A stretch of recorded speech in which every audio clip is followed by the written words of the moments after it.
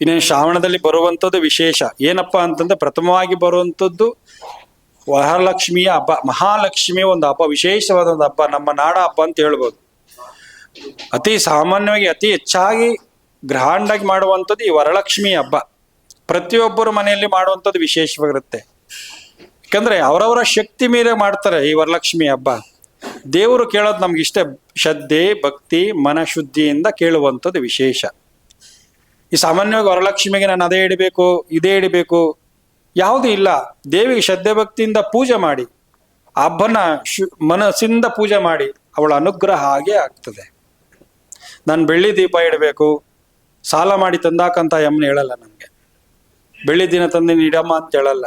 ನೀವು ಮಣ್ಣನ ದೀಪ ಹಚ್ಚಿ ಪೂಜೆ ಮಾಡಿ, ಆ ದೇವಿಯ ಅನುಗ್ರಹ ಆಗ್ತದೆ. ಅವಳ ಅನುಗ್ರಹ ಇದ್ದಾಗ, ಯಾಕಂದ್ರೆ ಜೀವನದಲ್ಲಿ ಲಕ್ಷ್ಮಿ ಕೃಪಾ ಕಟಾಕ್ಷ ಇದ್ದಾಗ ಮಾತ್ರ ನಾವು ನಡೆಯುವಂಥದ್ದು. ಪ್ರತಿಯೊಂದು ಅಲ್ಲ ಅಷ್ಟೇ,